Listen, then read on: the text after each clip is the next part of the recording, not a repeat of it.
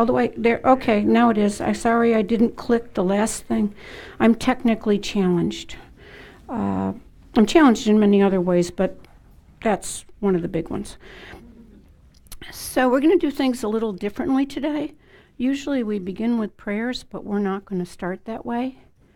I would like all of the veterans in this room to come up here and join me, please.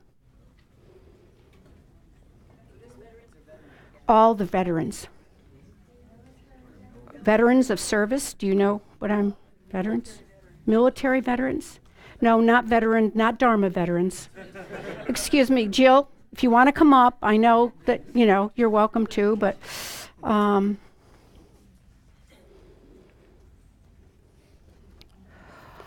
like to take some time this morning, thanks Dwight, to remember the hero warriors that have served and that are now serving. This includes conscientious objectors and people that refuse to carry weapons who chose to serve in a different way. Now, I would like all the relatives of veterans to please stand up. This includes fathers, mothers, brothers, sisters, cousins, uncles, the great-grandparents, and aunts and uncles who you never met, but you heard amazing stories about. Their neighbors, anyone that's a friend of a veteran, and the school buddies. War affects everyone. There are wars we think are bad, but I think today what I'd like to remind everybody is to try to always separate the war from the warrior.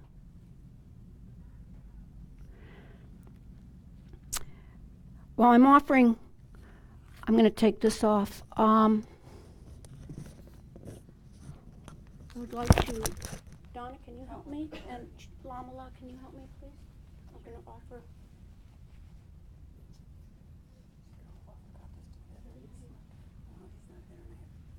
I don't have enough.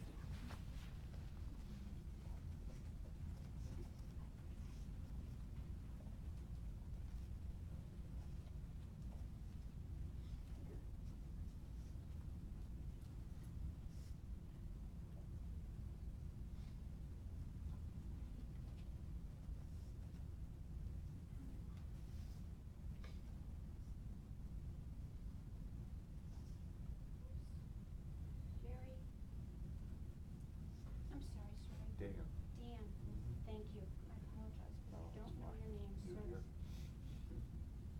He's from the Asheville area. Jim?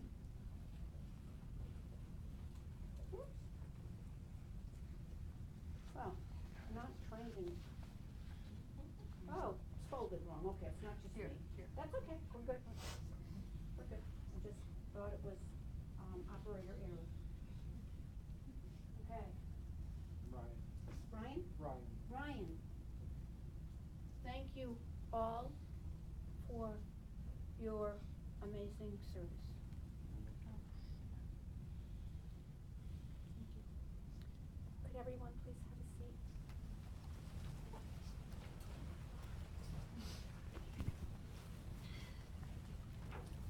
Wow, I'm high end here. I got 3 cushions today.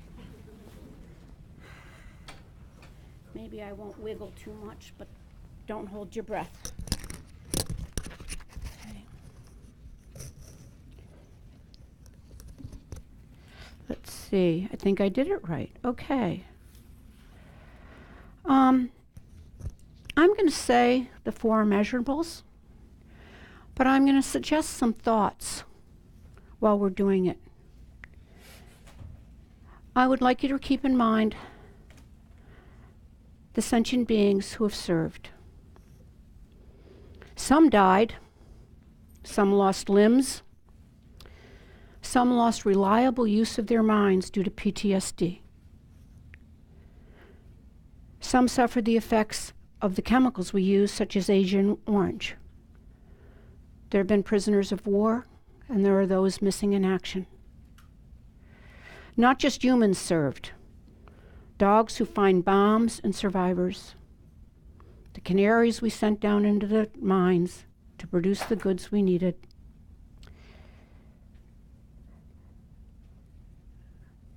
the horses, the mules, the donkeys. It's not just the fighting that harms. It's the waiting, the need for hypervigilance.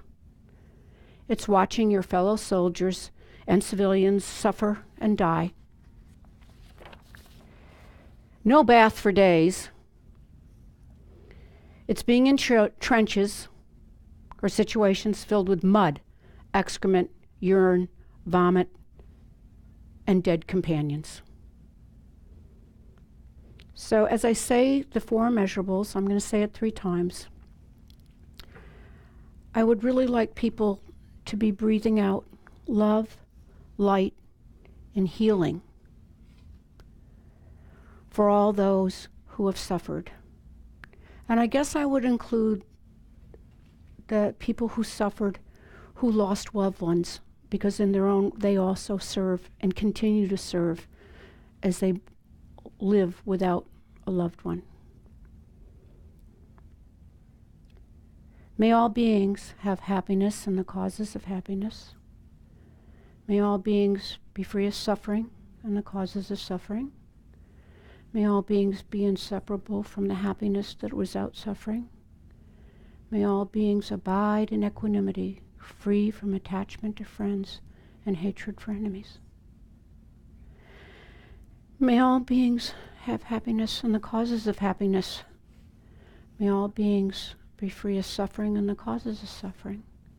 May all beings be inseparable from the happiness that is without suffering. May all beings abide in equanimity, free from attachment to friends and hatred for enemies. Please join me as I say this the last time. May all beings have happiness and the causes of happiness. May all beings be free of suffering and the causes of suffering. May all beings separable to happiness without suffering. May all beings abide in equanimity, free from attachment to friends and hatred for enemies. Well, usually they have Memorial Day parades, but we're going to have a mantra parade. So Lama La's going to lead us, and we're going to do 7 Medicine Buddha mantras. Then we're going to do 21 Chenrezig mantras, and we're going to do 21 Tara mantras. Anytime you're ready. So the Medicine Buddha stanza and mantra is on page 34 in the Gold Prayer Book. If you don't have the Gold Prayer Book, but you have the white binder, it's on the blue sheet at the front of the book.